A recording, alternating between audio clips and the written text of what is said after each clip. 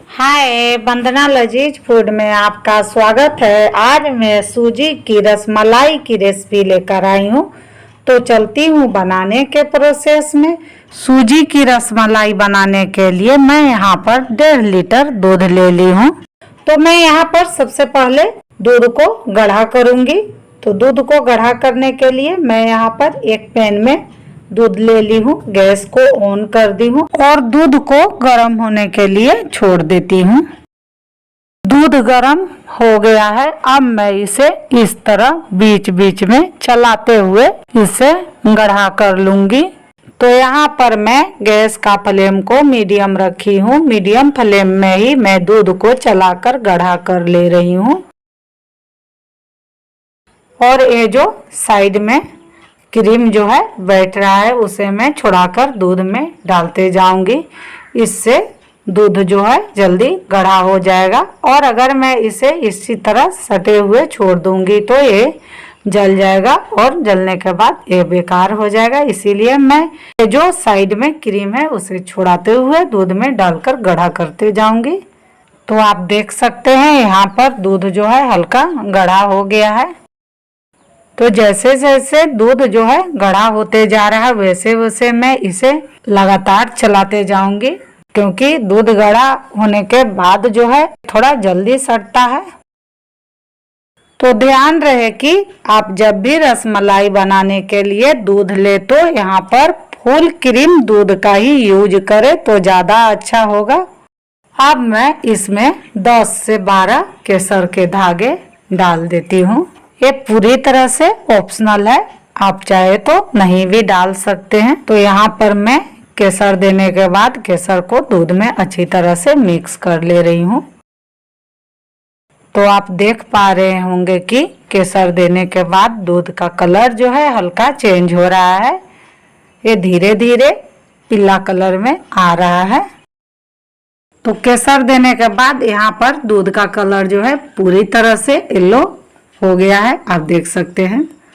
तो बाजार में जो रसमलाई मिलता है वो ऐसा ही कलर का रहता है, लेकिन बाजार वाला रसमलाई में वो लोग केसर नहीं, केसर के बदले यहाँ पर फूड कलर का यूज करते हैं। अब मैं इसमें आधा कप के लगभग चीनी डाल देती हूँ। तो आप यहाँ पर चीनी जो है अपने टेस्ट के अकॉर्डिंग भी डाल सकते हैं, लेकिन यहाँ पर आधा कप चीनी जो है इसके लिए परफेक्ट है। तो आप देख सकते हैं यहाँ पर दूध जो है आधा गाढ़ा हो गया है। अब मैं गैस का फ्लेम को लो कर दूंगी। लो फ्लेम में ही मैं दूध को लगातार चलाकर गाढ़ा कर लूंगी, क्योंकि दूध गाढ़ा होने के बाद ये नीचे से जल्दी सटता है, इसीलिए मैं फ्लेम को लो कर लूंगी।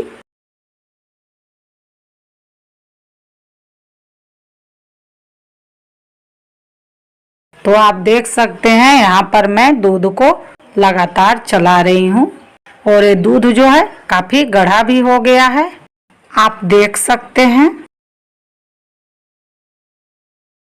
अब मैं इसमें 10 से 12 काजू, 10 से 12 बादाम जिसे मैंने बारीक काट लिया है सभी को डालकर मैं इस तरह मिक्स कर लूंगी।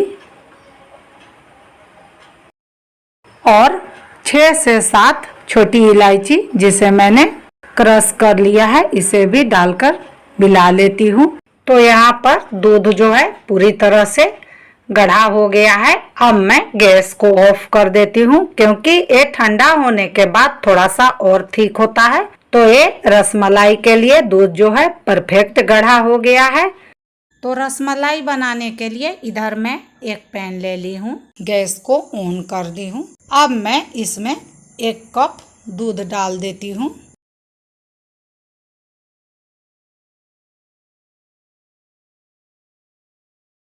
तो यहाँ पर मैं 1 कप दूध डाल दी हूँ। अब मैं इसमें 1 बड़ी चम्मच देसी घी इसे भी डाल लेती हूँ। दूध और घी को मैं यहाँ पर अच्छी तरह से मिक्स कर लूँगी। तो आप देख सकते हैं यहाँ पर मैं घी और दूध को अच्छी तरह से मिक्स कर ली हूँ। अब मैं इसमें 1 कप सूजी डाल देती हूँ। तो यहाँ पर मैं एक बार में सूजी नहीं डालूँगी, थोड़ा थोड़ा करके सूजी को डालूंगी। इस तरह एक बार डालने से सूजी में लम्स पड़ने लगता है, इसीलिए थोड़ा थोड़ा सूजी को डालते जाना है और दूध में मिलाते जाना है। तो यहाँ पर मैं गैस का फ्लेम को लो रखी हूँ। लो फ्लेम में ही मैं सूजी को दूध में मिक्स कर ले रही हूँ। और ये जो बचा हुआ सूजी है इसे भी डालकर इस तरह मिक्स कर ले रही हूँ। तो ध्यान रहे कि सूजी को लगातार मिक्स करते रहना है, नहीं तो सूजी जो है नीचे में जाकर बैठ जाएगा और बैठने के बाद जलने का डर रहता है। तो यहाँ पर मैं बाकी का भी सूजी को डाल ली हूँ और इसे मैं इस तरह अच्छी तरह से मिक्स कर ले रही हूँ। तो यहाँ पर सूजी का डो तैयार करना है। तो ध्यान रहे कि यहाँ पर बारीक सूजी का यूज करना है। अगर आपके पास बारीक सूजी नहीं है तो कोई बात नहीं, आप इसे मिक्सर ग्राइंडर जार में डालकर इसे पीस ले, उसके बाद ये बनाएं। तो मैं इसे इस तरह चलाते हुए इसका डो तैयार कर लूँगी। तो यहाँ पर इसे अच्छी तरह से पकाना है ताकि सूजी का जो कच्चापन है वो पूरी तरह से निकल जाए। तो मैं इस तरह स्पैचुला से मैश करते हुए इसे चला ले रही हूँ ताकि ये पूरी तरह से स्मूथ हो जाए। तो अभी मैं इसे और पकाऊंगी। तो इस तरह स्पैचुला से मैश करते हुए मैं इसे पका लूँगी।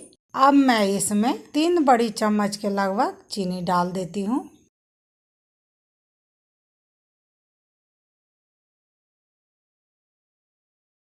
तो यहाँ पर मैं 3 बड़ी चम्मच के लगभग चीनी डाल ली हूँ। अब मैं चीनी को अच्छी तरह से इसमें मिक्स कर ले रही हूँ, आप देख सकते हैं।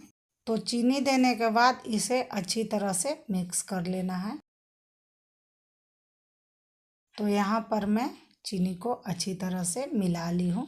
अब मैं इस तरह चलाते हुए इसे थोड़ा सा और पका लूँगी। तो आप देख सकते हैं यहाँ पर डो जो है पेन को छोड़ने लगा है। इसका मतलब हुआ कि डो जो है अच्छी तरह से, यानी कि सूजी जो है अच्छी तरह से पक गया है। अब मैं इस तरह फिंगर में थोड़ा सा घी लगा लूँगी और थोड़ा सा डो को लेकर इस तरह गोला तैयार करूँगी। तो आप देख सकते हैं यहाँ पर गोला जो है अच्छी तरह से तैयार हो रहा है और इसे दबाने के बाद ये अच्छी तरह से चपटा भी हो जा रहा है, यानी कि रसमलाई के लिए सूजी जो है परफेक्ट बनकर तैयार है। तो अब मैं इसे ठंडा होने के लिए छोड़ देती हूँ। तो ये ठंडा हो गया है। अब मैं इसे एक बाउल में निकाल ली हूँ। अब मैं इसमें 2 बड़ी चम्मच मिल्क पाउडर डाल देती हूँ। मिल्क पाउडर देने से इसमें सूजी का बिल्कुल भी टेस्ट नहीं रहेगा। अब मैं इसमें 6 से 7 छोटी इलायची क्रश किया हुआ इसे भी डाल देती हूँ और 4 से 5 काजू, 4 से 5 बादाम सभी को मैं बारीक काट ली हूँ, इसे भी डाल देती हूँ और थोड़ा सा हैंड में इस तरह घी लगाकर ये जो सूजी है इसे मैश लूँगी। तो इसे मैशते हुए इसका चिकना डो तैयार कर लेना है।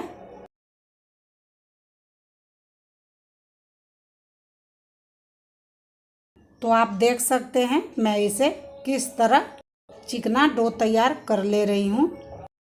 तो यहाँ पर मैं चिकना डो तैयार कर ली हूँ। अब मैं इसमें से थोड़ा सा ये जो डो है हाथ में लेकर इस तरह हथेलियों के बीच में रख कर घुमाते हुए मैं इसे दबाकर टिक्की बना लूँगी। अब मैं इसी तरह डो को लेकर इस तरह दबाते हुए हथेलियों के बीच में रखकर घुमाते हुए इस तरह दबाकर टिक्की बना ली हूँ। तो आप देख सकते हैं इसमें एक भी क्रैक्स नहीं है, ये पूरी तरह से चिकना है। तो मैं सेम प्रोसेस से बाकी का भी डो को इसी तरह टिक्की बनाकर तैयार कर लूँगी। तो आप देख सकते हैं यहाँ पर मैं सारे डो को टिक्की बनाकर तैयार कर ली हूँ।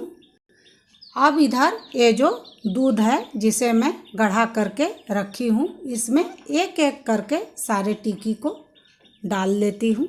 तो यहाँ पर दूध जो है हल्का गरम है, मैं यहाँ पर हल्का गरम दूध में ही टिक्की को डाल रही हूँ। तो ध्यान रहे कि दूध को गरम ही रखकर टिक्की को डालना है।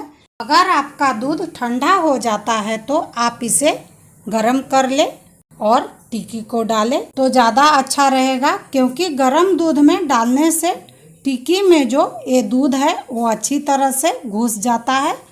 अगर आप ठंडा दूध में टिक्की को डालते हैं तो ये टिक्की के भीतर तक नहीं घुस पाता है और खाने में अच्छा नहीं लगेगा। तो यहाँ पर मैं सारे टिक्की को डाल ली हूँ। अब मैं इस तरह सारे को ये जो दूध है इसमें डुबो देती हूँ, ताकि ये जो दूध है सारे टिक्की में भीतर तक अच्छी तरह से घुस जाए। तो आप देख सकते हैं यहाँ पर मैं सारे टिक्की को दूध में डुबो ली हूँ। अब मैं इसे इसी तरह आधे घंटे के लिए छोड़ देती हूँ, ताकि ये जो दूध है टिक्की में अच्छी तरह से घुस जाए। तो मिलती हूँ आधे घंटे के बाद। टिक्की को दूध में डूबे आधे घंटा हो गया है। तो आप देख पा रहे होंगे कि रसमलाई का जो दूध है ये पहले के अपेक्षा कम हो गया है, यानी कि ये जो रसमलाई का दूध है ये टिक्की में घुस गया है, जिसके कारण इसका क्वांटिटी पहले के अपेक्षा कम हो गया है। अब मैं रसमलाई को कंटेनर में निकाल लूँगी। तो इस तरह मैं एक एक करके कंटेनर में निकाल ले रही हूँ। आप चाहे तो इसे कोई भी बर्तन में निकाल सकते हैं।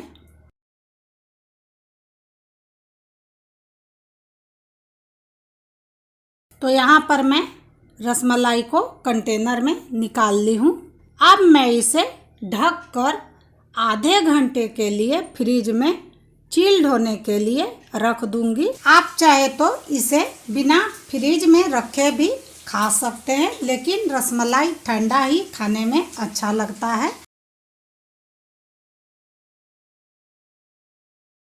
रसमलाई को फ्रिज में चिल्ड हुए आधे घंटे हो गया है। तो आप देख सकते हैं पहले के अपेक्षा इसका रस जो है काफी ठीक हो गया है। अब मैं इसके ऊपर से काजू बादाम पिस्ता से गार्निश कर लेती हूँ, ताकि ये देखने में और भी बढ़िया लगे। तो यहाँ पर काजू बादाम से गार्निश करना पूरी तरह से ऑप्शनल है, आप चाहे तो नहीं भी कर सकते हैं। ठंडी ठंडी सूजी की रसमलाई सर्विंग के लिए तैयार है और ये खाने में बहुत ही टेस्टी लगता है। आप ये रेसिपी एक बार ट्राई करके देखिएगा, आपको बहुत पसंद आएगा और इसे खाने के बाद कोई नहीं कहेगा कि ये सूजी का रसमलाई है। तो आप इसे बनाइए, खाइए और अपने फैमिली के साथ एंजॉय कीजिए। तो अगर मेरा रेसिपी पसंद आए तो मेरे वीडियो को लाइक और शेयर करना ना भूलें और मेरे चैनल को जरूर सब्सक्राइब करें। तब तक के लिए नमस्कार, मिलती हूँ अगली वीडियो के साथ।